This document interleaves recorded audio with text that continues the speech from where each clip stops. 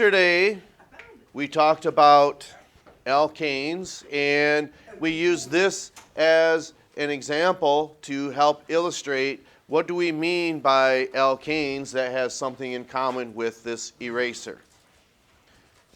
We said if you put this in a bucket of water, what happens to this eraser? It gets filled up with water, it becomes saturated. That means this is holding all the available content that is possible.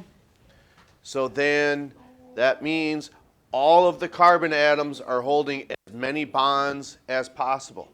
So if we have a concept that is saturated, well then you probably would agree that it makes sense that there must be something that is unsaturated, and that is the case. So that's what we mean by single bonds. So saturation, these hydrocarbons that are single bonded, and the carbons hold as many hydrogens, and it could be different types of elements as well. It could be oxygen bonding to that, and that's a different organic family called alcohols, which is something that we will get to, perhaps not this week, but into next week. This is where we left off with yesterday. And as far as maybe thinking this is a tough task, knowing all the prefixes from 1 to 10, okay, as long as you know that 1 is methane, 2 is ethane, 3 is propane, 4 is butane, then what happens when you get to the 5th one?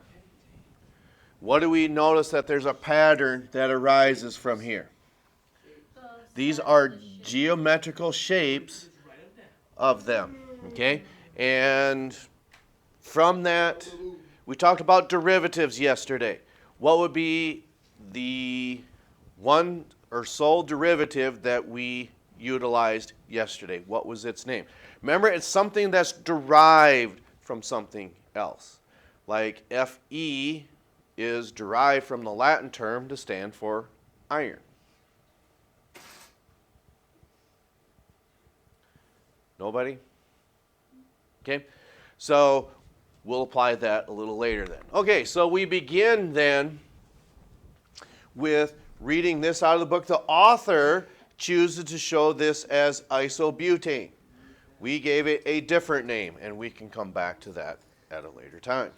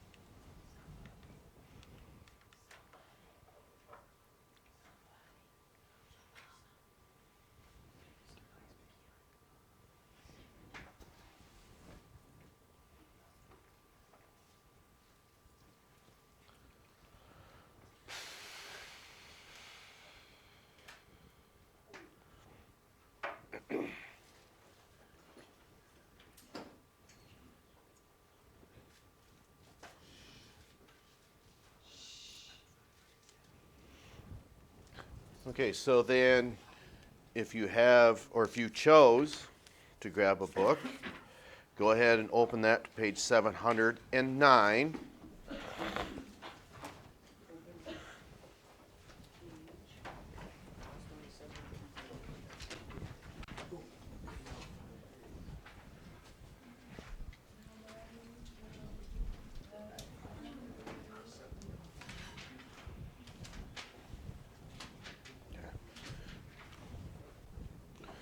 So on page 709, where do we see this term right here? Somewhere on 709. But we did not learn it as this term. We said there's a better way to do this for our purposes. So where do we see this term isobutane? You have to be looking at figure 5.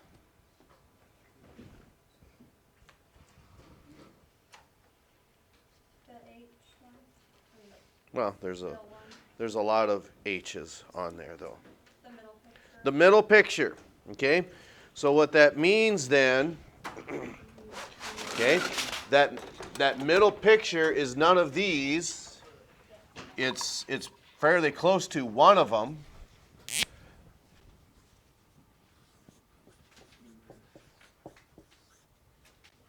So I'm going to put it on the bottom instead.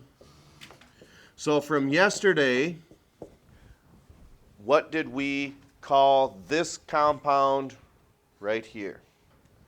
Yes, you could call it isobutane, but we're not going to refer to this as isobutane.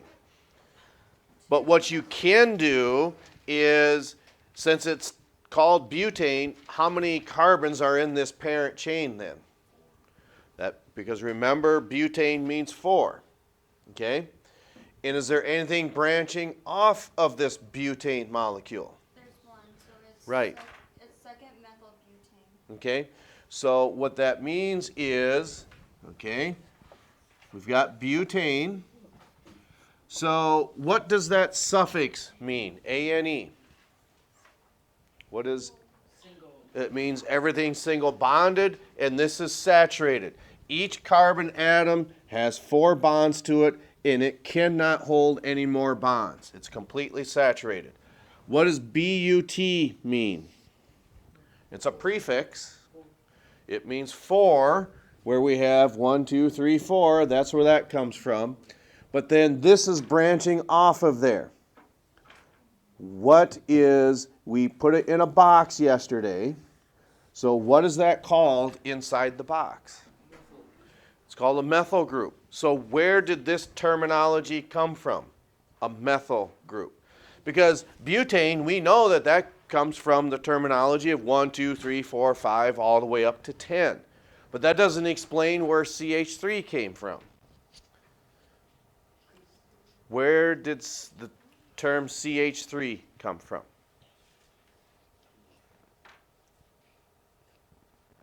We specifically had it over here in this corner. We wrote it exactly like that. What is that called? That is called methane. But notice this is 1 carbon with 4 hydrogens. Here we have 1 carbon that this is a carbon-to-carbon bond now.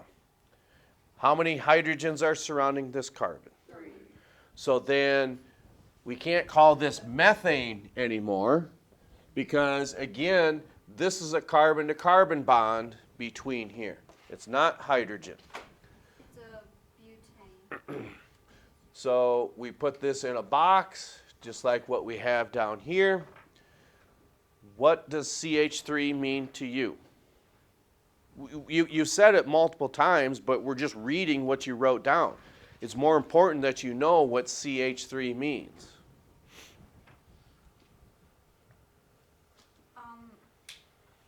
The carbon is on top of the second carbon, and there's 3 hydrogens. Right, but in this case it's the same thing, but it's on the bottom. Because on the top it is methyl, and on the bottom it is butane. Okay, so the first part, what you said, is exactly what we're looking for. This is what we call a methyl group. But where did we get that name, methyl? Because it's outside of the row group. Okay, well, I suppose you could say that. Because, again, what is the formula for CH4? What do we call this? CH4 is called what? Methane. But what is CH3 called? Butane. No, butane's up here. This is a methyl group. So this is derived from this terminology right here. And we will come back to that again. So we see this methyl group branching off of the second carbon. And that was what we talked about yesterday. But what happens if we do this? So what is this called here? It's a single bond. Well, and so is this one, though. This is called pentane. And what is the molecular formula for this pentane? Okay. What is the formula for this compound we just wrote down? How many carbons do we have here? 4. And how many down here? 1. So how many total is that? And then how many hydrogens do we have? 3, 5, 6. I missed one. And 3 gives you what? 9. And then 3 more? So this formula and this formula are the exact same. But we call this pentane, we call this 2-methylbutane. So what does that mean that these are of each other? Well, what does this say right here? Compounds that have identical chemical formulas. Is this formula the same as this one? Yes. Okay.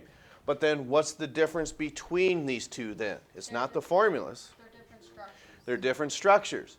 And that's what we're illustrating here. That is what an isomer is. It's the same molecular formula that you see between these two, but the structure is totally different. That's an important concept to visualize or understand because just experiences in the past, I think students tend to struggle writing out what isomers are. Isomers, back row, do we understand? Are we on the bus? Middle row and front row. Okay, so a lot of you, again, we see some of this, we saw this. Okay, I don't know how we can explain that anymore, that if we have problems with that, what can we do about it? You can certainly ask questions. Okay, because otherwise the majority of you are nodding your head yes, you're saying that we understand, so we keep going. Okay. So then we certainly know that thousands of these isomers would exist, and the reason for that is that's why we have this book here that we went and talked about, that well over 2,500 pages of known organic compounds that you could order. And some of these are actually quite complex just because they form what we call ring structures. And some of them would actually be really, really difficult to pronounce. And some of the names are actually quite long as well. So on page 206, we've got 4-amino-phenyl boronic acid pinacyl ester. Okay, that's an actual compound that exists. Okay, you wouldn't want to write that out because it's actually quite complex. But some of these are actually quite simple. I'm sure pentane is in here somewhere. Butane's probably in here somewhere. Okay, so those are some of the simpler ones, but some of these are actually quite complex.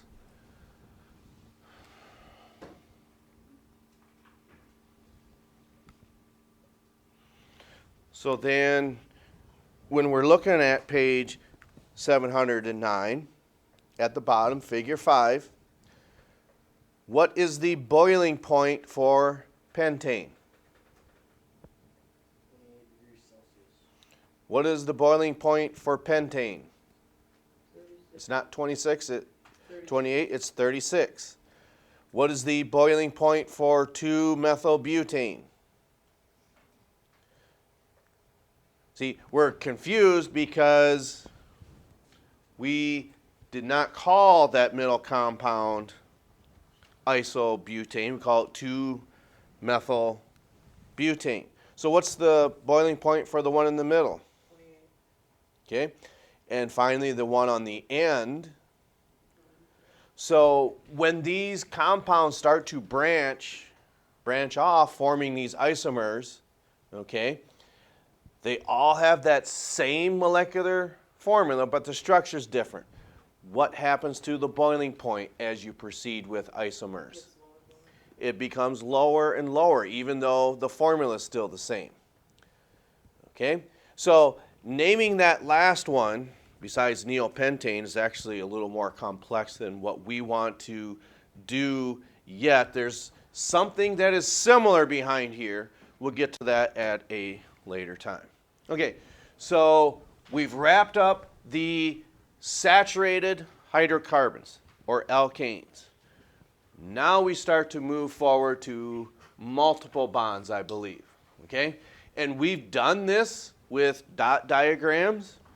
We just haven't realized that we've done this. And we'll explain this in just a moment. I want to do that one, and then we'll go through these examples here.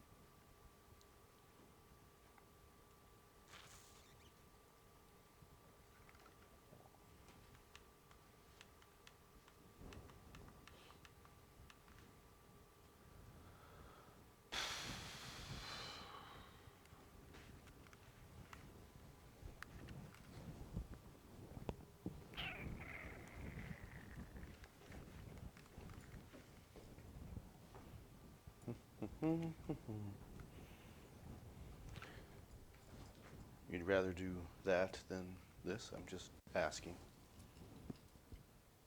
No. Then why are you doing it then? Because. Oh, okay. Yeah.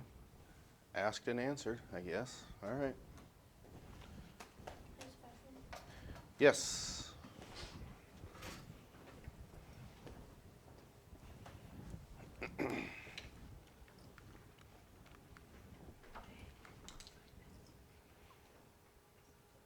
Okay, does everyone have this wrote down that's choosing to do that? Okay, so then what we want you to do is stay on the same page, 709, because we briefly read this yesterday, but it probably was maybe just a little confusing. We will come back to that now. So, at the top, multiple bonds. Hydrocarbons can also have double and triple bonds. Hydrocarbons that contain at least one double or triple bond are called unsaturated. That means that that bond can break really easy and it can form more bonds. That means it can hold more. So it goes from being unsaturated to saturated at some point. What would happen if two carbon atoms in ethane, or C2H6, because remember, the suffix ane means it's an alkane. It means that it's saturated. Okay? So ethene is sometimes called ethylene. Okay? Many fruits can form small quantities of ethylene gas, which aids in ripening.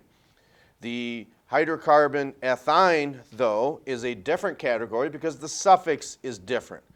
So if the suffix is ene, that means it's an alkene. If it's yne, then it means it's a category called alkynes. Okay? So then that means it forms or contains a triple bond in which 3 pairs of electrons are shared between the 2 carbon atoms. Ethyne has only 2 hydrogen atoms and is used in some welding torches. The difference between ethene and ethyne are shown in figure 4. So, the suffix ene, what does that mean to you? What organic family is that? It's a double bond, but what organic family would that be? Okay, so let's back up. The suffix is ane. We've talked about that. If the suffix is ane, what group of organic compounds is that? Well, that's the specific name.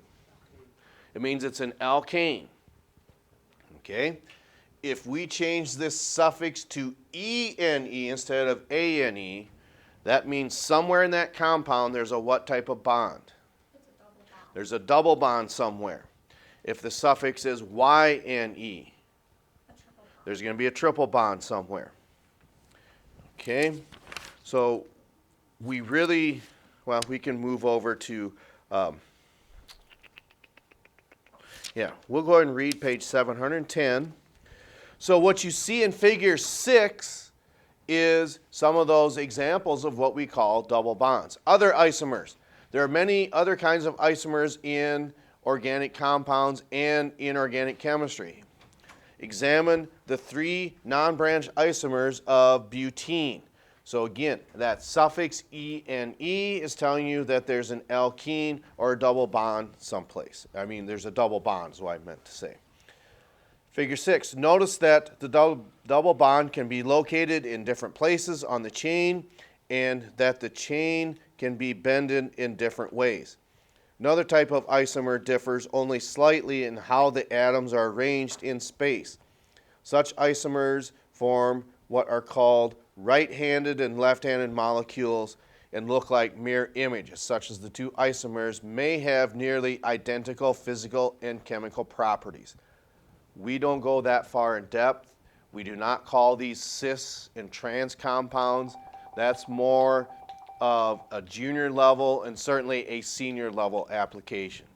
So we would not be concerned about calling them cis-2-butene or trans. We would just call it butene or 2-butene. So don't worry about the cis and trans isomers. Okay, so carbon rings. Recall that carbon can also form rings. For example, cyclopropane has 3 carbon atoms joined into a ring by a single bonds as shown in figure 7. Cyclo means ring or circular. Propane and cyclopropane are not isomers. Propane's chemical formula is C3H8, while cyclopropane's chemical formula is C3H6. That is more so what we call a constitutional isomer. That's more so of what we call a senior level application. So we won't have you draw constitutional isomers in here. Like straight and branch chains, cyclic carbon chains can have double and triple bonds. For example, cyclopentene has a double bond and cyclooctane has a triple bond. These molecules are also shown in figure 7. Okay. But we really do not draw anything that complex except for cycloalkanes. That we do. Okay. So as we move forward then, do you just want to pick compounds to go through, go in order, pick the color? Which do you prefer? If you're choosing to follow along.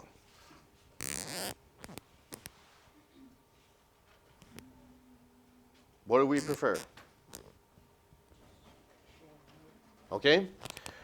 So the first thing that you do in any one of these carbons, or these hydrocarbons up here, you find the longest continuous chain. They don't go through the rules of naming in here. I don't think they should, but they don't. Okay. What is the longest continuous chain for the one written in red here? Okay. So what is the prefix for an 8-carbon compound? Okay. So that means 8. Is there any multiple bonds in here? There's 2. Multiple. Each one of these carbon atoms, how are they bonded to each other? Those are all single bonds. So then the suffix for anything that is single bonded is what? That means it's the organic family of ane. So what this means then is if we covered these two up, that's all that we would have right now is octane. But there are substances or derivatives branching off of this compound. Okay? So just like what we had done yesterday and earlier today, if we put this inside of a box, okay, and you don't need to do that every time, we're just trying to illustrate where this is coming from. What does CH3 mean to you? It's not methane, because then this would be a carbon to hydrogen bond. But these are carbon to carbon bonds. What does CH3 mean? Okay, well, we did this earlier. What does CH3 mean here? It's a methyl group. That's right. Okay, so that's why we practice these. Okay, and if we feel like we're struggling a little bit, okay, that's why we work on it and practice. Okay, so this is what we call a methyl group. So we'll just put letter M's there because it just stands for methyl. The last thing that we need to do is state where are those methyl groups located, which means we can go this way, or sometimes the chain starts on this side and goes that way. Because you want the lowest combination. Just think of golf, okay?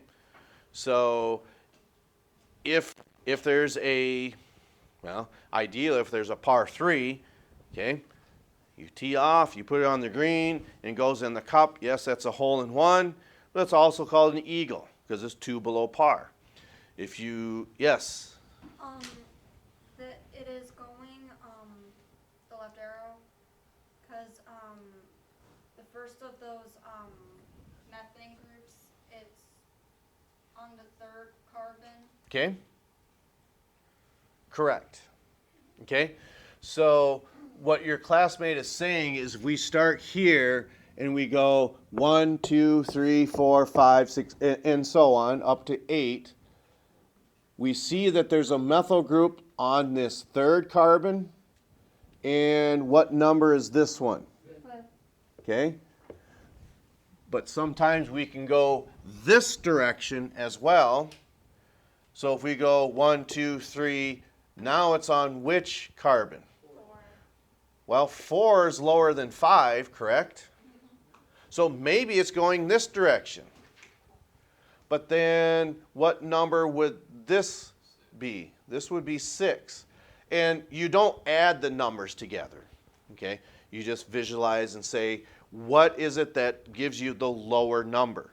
Since 3 is lower than 4, we can presume we get rid of this, we get rid of that, and we know that it's on the 3rd and the 5th carbon.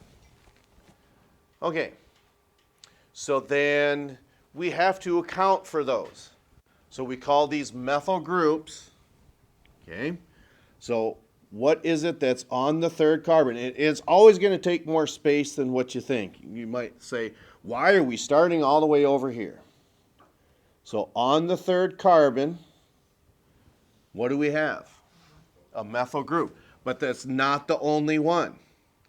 Where is the other methyl group located? Okay, so commas are used to separate numbers. And then dashes are used to separate numbers from words. Okay? So,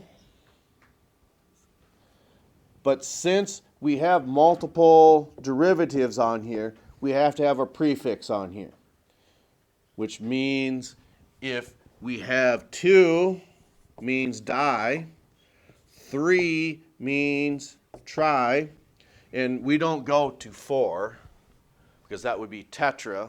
That would be a tetra compound. We do that at the senior level from time to time.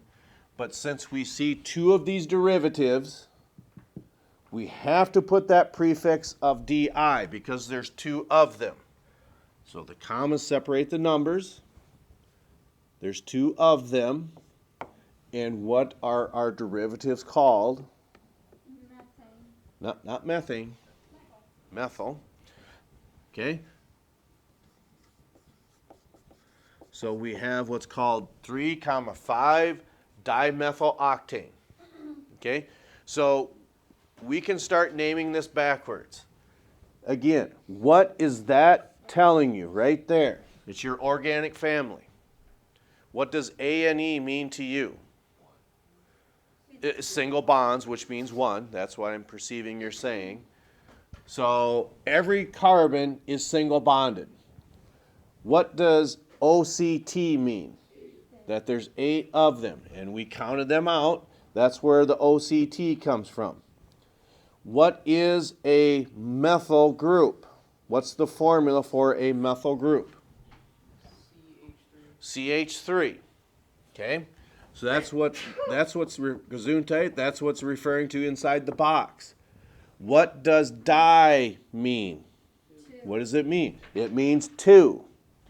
And then the 3 and 5. What's that telling you up here?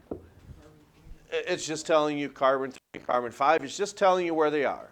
That's all it's doing.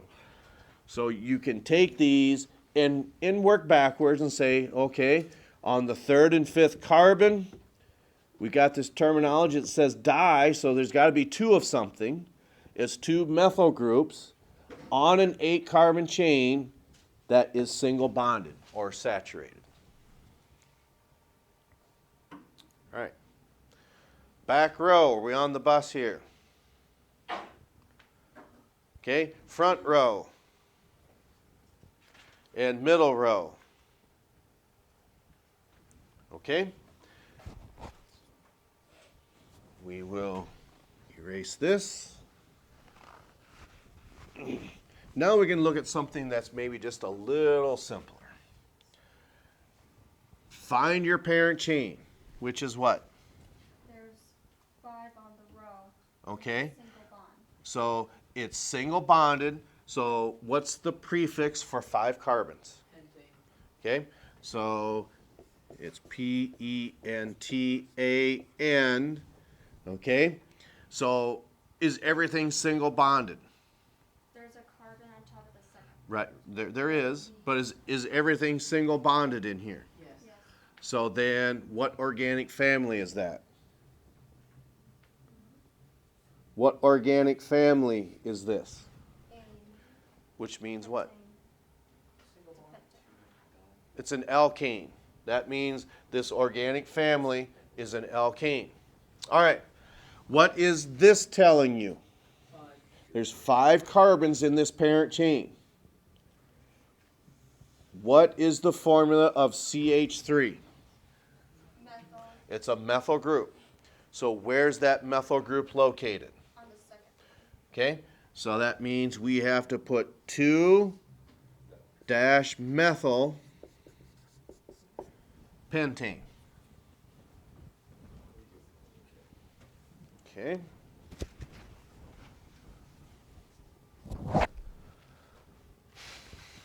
Okay, we're running short on time here, but we'll get through it. Okay. So this structure right here, where these lines intersect with each other, you don't have to draw these in. It's just understood at these intersections there's a carbon atom, because that's what they are illustrating on page 710, because we read what ring structures are. It just says, recall that carbon can also form rings. For example, cyclopropane has 3 carbon atoms joined in a ring by single bonds. So then when we say propane, how many carbons is that telling you? 3. It would be 3. But we have more than 3 in this ring structure. How many carbons do we have? It's 5. So It's 5. cyclopentane. So we have cyclopentane. Okay? So this is telling you your organic family. This is telling you that there's 5 carbons. And this is telling you that it is a ring structure. Notice we don't put cyclo in front of here because it's not a ring structure. this one is. Okay. How would we go about doing this one? What pattern, what did we do first here, and what did we do first here?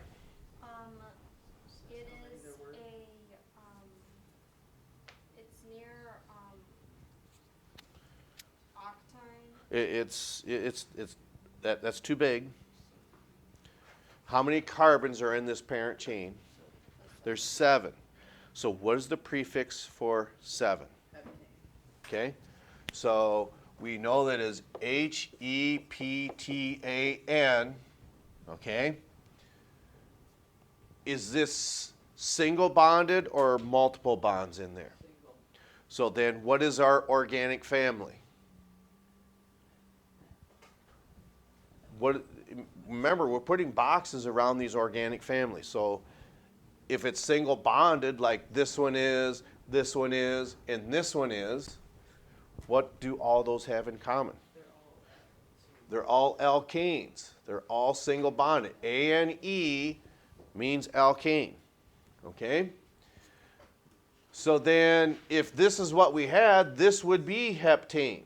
But we've got something branching off of that heptane molecule. There's 2 outside the 3rd one at the bottom. Okay? So then if we put a box around here, remember we did that here, here, and here. This is not a methyl group. What would a derivative with 2 carbons be? Then they would be on separate carbons like this if it was dot. You're close. Oh. Methyl. Okay. So what's the formula inside this box? Because we said the formula inside of here was CH3. This formula is CH3. This one's CH3. But when we look inside this box, what's our formula? C2H5. Okay? Well, what is C2H6?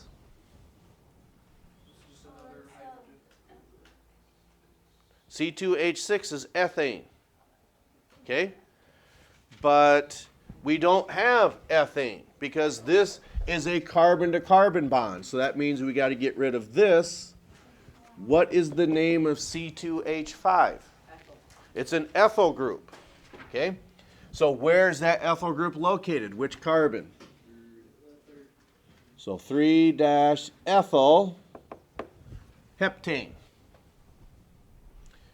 Okay, we're to our last one. How many carbons are in this chain?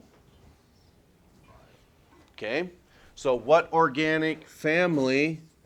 Notice we followed the same pattern each time. We're not putting anything at the end there. So what is our organic family this time? I went too far. Because PENT means 5, right? Well, we've established that. But how is this different than everything else up here? Because it's a triple bond. It's not a triple bond. So what suffix means double bond? ENE. So this is a different organic family. That's why we put boxes around here. And you don't have to do that on your paper, but we're just illustrating this. Okay? So now, the last thing that we need to do, where is that double bond located when you go in either this direction or this direction? We want the lowest number. It comes after the second carbon. We don't have to write anything other than 2. Okay? This is just telling you where that double bond is. Okay, that's all I have. We will pick up with this again tomorrow. We'll catch up to you next time.